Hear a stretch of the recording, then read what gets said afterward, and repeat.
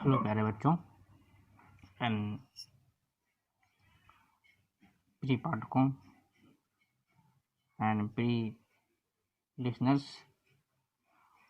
आप सभी को हमारा नमस्कार और छोटे बच्चों का अभिनंदन। बच्चों, जैसा कि आप लोग और हम सभी लोग पृथ्वीवासी इस समय आपदा नामक जो आ चुकी है, कोरोना नामक महामारी, जिसने अपना नाम भी बदल दिया है। जो पहले एपिडेमिक थी अब उसका एक वर्ड पैंडेमिक हो चुका है। इस महामारी से लगभग विश्व के 180 देश से ज़्यादा देश प्रभावित हैं। सभी वैज्ञानिक समूह, सभी देशों के विद्वान अपने अपने क्षमता के अनुसार इस महामारी को हल करने के लिए प्रयास में लगे हुए हैं। वैक्सीन का निर्माण किया जा रहा है, लेकिन अंततः इसमें अभी तक सफलता प्राप्त नहीं की जा सकी है। एक साइंटिस्ट, केमिस्ट और हमारे भारत की शान बढ़ाने वाले आपने श्री प्रफुल्ल चंद्र राय जी का नाम सुना है। नहीं सुना है तो इसको आप इनके बारे में पढ़िए। आज इस वायरस से लड़ने के लिए जिस दवा का हाइड्रोक्सीक्लोरोक्विनिन नामक जो मेडिसिन है, इन्होंने कोलकाता में अपने लैब में इसका निर्माण किया था, जिसको फिर कुछ कारणों से बैन कर दिया गया। अब लेजिस्लेटिव असेंबली में इसका प्रावधान किया जाएगा ताकि पुनः अपना निर्माण कार्य चालू कर सके। यह बात आपको इसलिए बताई जा रही है क्योंकि जितना आज इस महामारी से लड़ने के दौरान सभी हमारी और संरचनात्मक पूर्व नियोजित तैयारियां और तय किए गए एसडीजी लक्ष्यों को सरकारों के द्वारा पूर्णतः न प्राप्त कर पाने की स्थिति में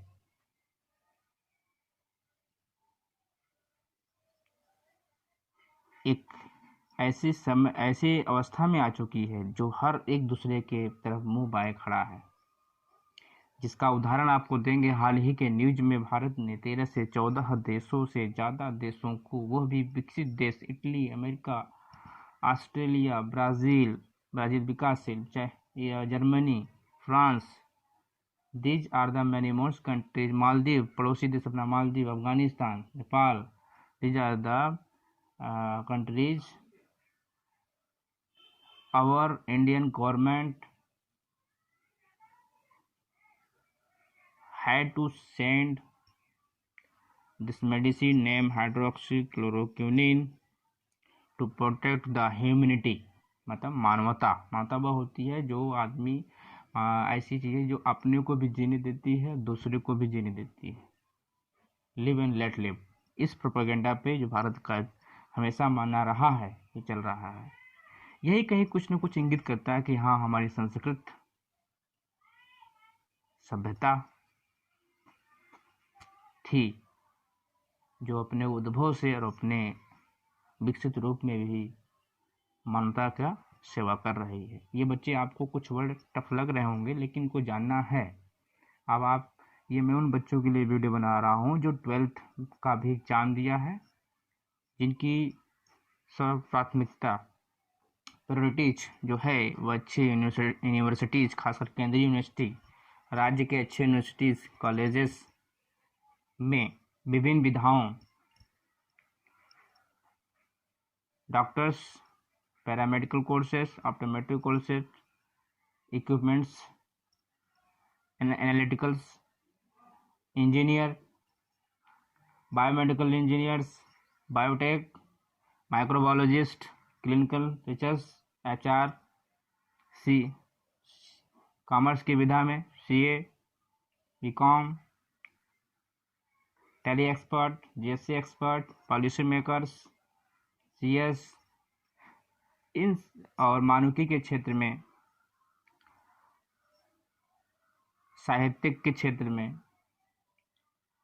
और इन सब को कलेक्ट करने के बाद ये सब जाकर एक देश की सेवा के बारे में आपको सोचना चाहिए है। अगर नहीं सोच रहे हो तो लॉकडाउन हुआ, हमारी आपके सुरक्षा के लिए हुआ, सरकार ने अपनी जिम्मेदारियों को निभाया।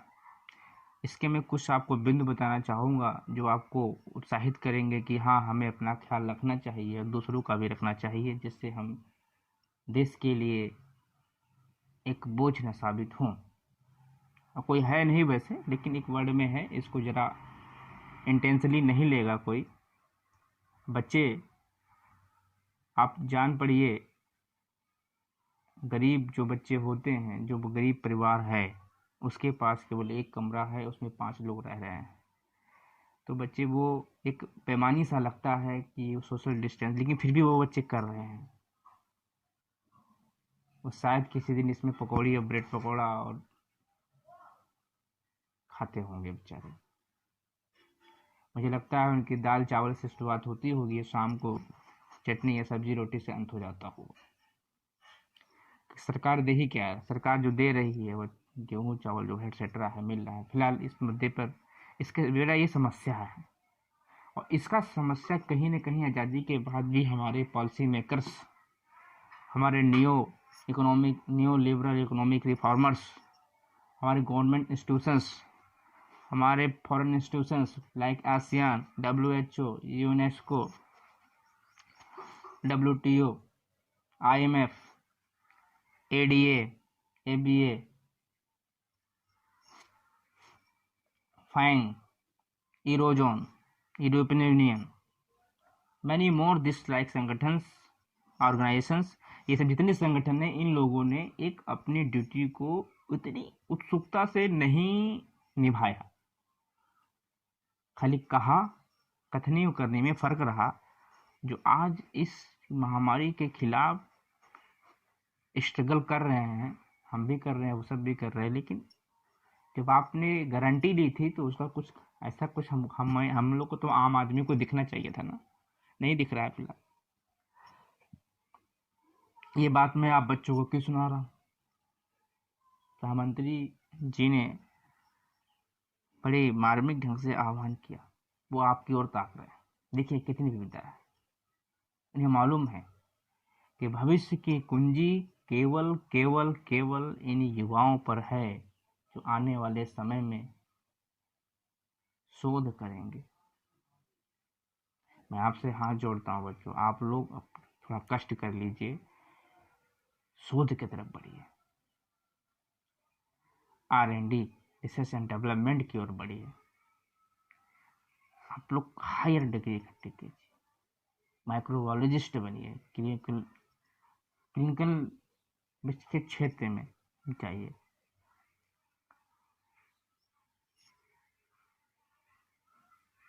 डॉक्टर्स बनिए, वायरोलॉजिस्ट बनिए, विषाणु विशेषज्ञ, जिसका नाम था नीलम, अभी देखो बेचारी, उन्होंने वायरस इसकी किट बनाई थी।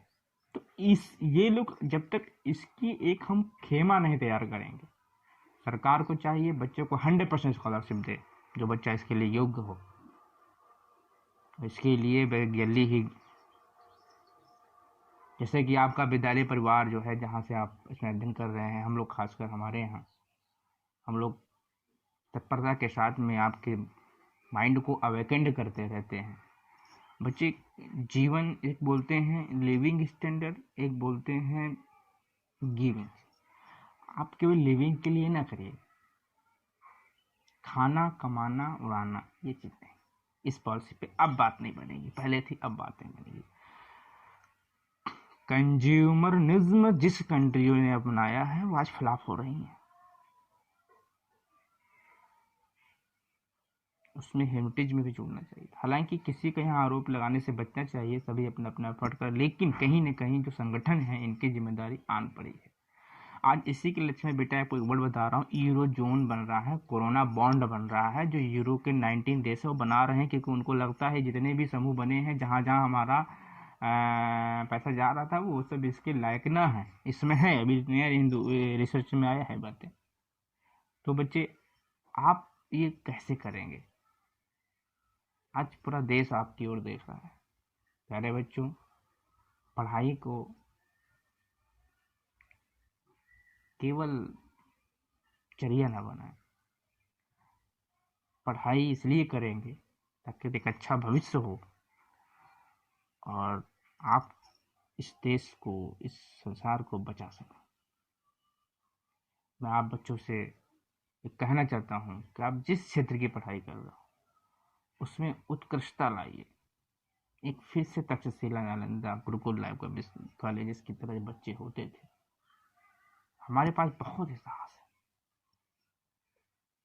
मिनांडर सिकंदर से लेकर माइनांडर से लेकर आर्यनिकस, डायमेकस से वहाँ से लेते हुए जो बाहरी आए थे, उसे अगर हम भारत की बात करेंगे तो हमारे सत्य जितने भी अशोक, इस पे एक श्रृंखला जो बनती, बिंदुसार अशोक श्रृंखला जो बनती चली आ रही है, जितने ही शासक हुए बहुत उन्होंने एक आधार रखी है। कृष्णदेवराय, ऐसे कई हैं, बताने लगूंगा तो बहुत टॉपिक लंबा हो जाएगा। लेकिन हाँ, आपको इस समय लॉकडाउन में मैं देख रहा हूँ कुछ बच्चे चिंतित होते हैं, बात होती है सर क्या करें क्या नहीं करें। विचार कर रहा था कि 14 या 15 अप्रैल को सब सामान्य स्थिति हो जाएगी, लेकिन नहीं हुई और मजबूरनवश हम लोग को उसको पालन करना पड़ेगा। ये हमारा धर्म है, इस समय इसको हम पालन करेंगे, कर्तव्य दोनों है।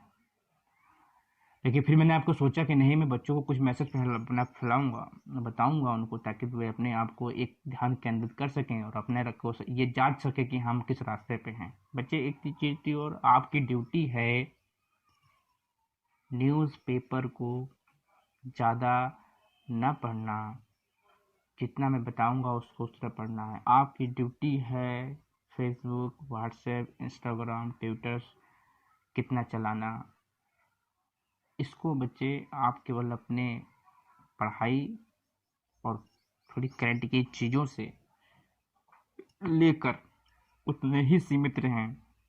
ग्रुप में हाय हेलो कर सकते हैं, ग्रीटिंग्स दे सकते हैं, कोई दिक्कत नहीं। लेकिन एक विद्यार्थी अगर सोशल साइट्स के दौरान 1 घंटे से ऊपर या 1.5 घंटे से ऊपर ज़्यादा गपशप करने में, इधर उधर की न्यूज लेने में लगाता है, तो बेटे रास्ता उसका गलत जा रहा है। He is going to destroy himself, herself. लेकिन जब एक वयस्क है जो पढ़े लिखे, जो मतलब इनकी एक उम्र हो, तो अब आप लोग को इसमें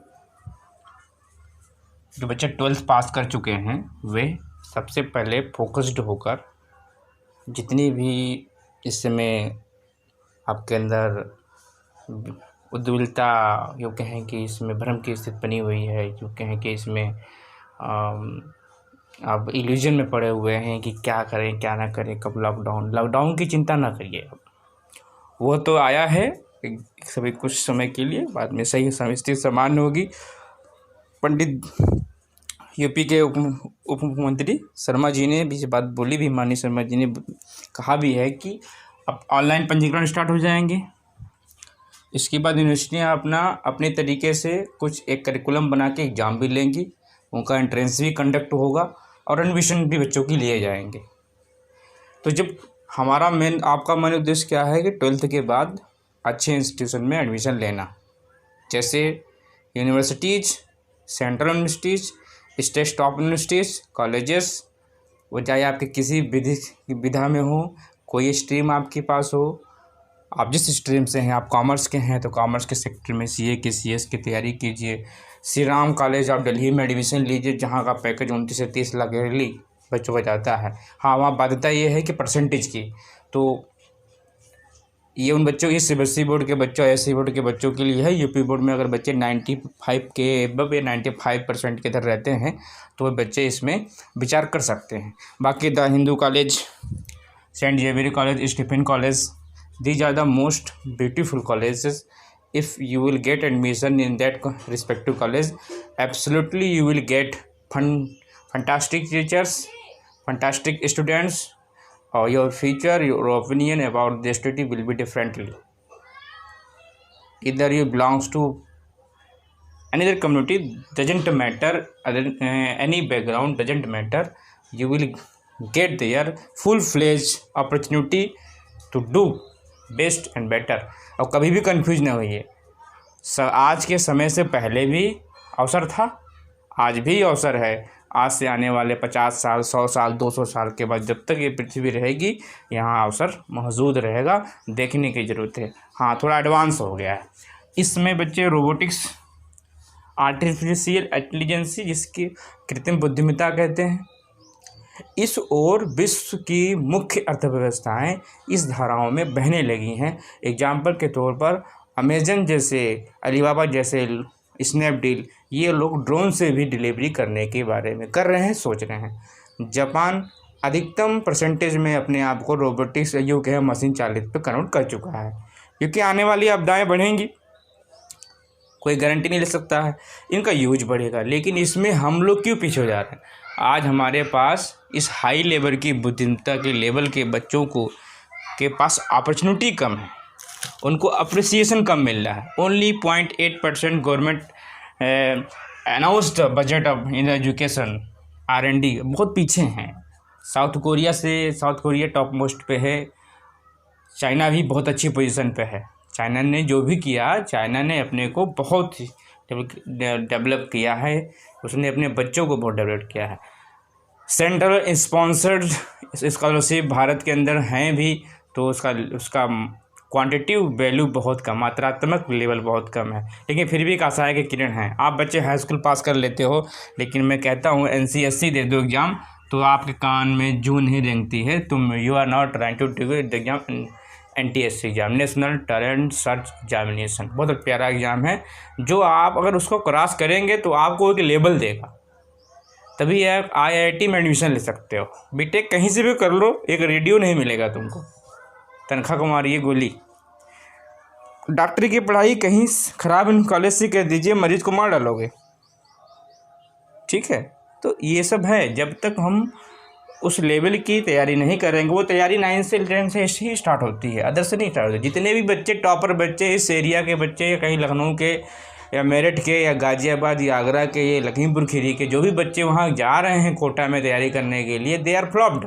परसेंटेज नहीं है, 0.001% नहीं है कि वो निकाल पाएँ, IIT का एडमिशन ले पाए NIT में, जबकि सीटें बढ़ी हैं उसके प्रपोर्शन में, लेकिन उनको एडमिशन नहीं मिल रहा है। तो ये कहना और करना में करने पे ज़्यादा बात करनी चाहिए, जो आपके लिए फिजिबल हो, और फिजिबल है नहीं बड़ी बड़ी आदर्श बातें करके अच्छी बात। तो यहाँ पर जो बच्चे इंटर पास आउट हैं या अपेयरिंग हैं, उनको चाहिए कि विद्यालयों यूनिवर्सिटीज़ के नाम सर्च करिए, BHU, Allahabad university, Lucknow university, Kanpur university main campus, national PG college, Christian college, IT college, even Christian college Allahabad, Saint Hempton college Allahabad, these are the some good college universities list, मैं बाद में दे भी दूंगा। और इसमें आपको फॉर्म सबमिट करना चाहिए। अब सब ऑनलाइन होगा अधिकतर चीज़ें, जिससे आप इसमें एडमिशन लेंगे तभी एक्सपोजर मिलेगा।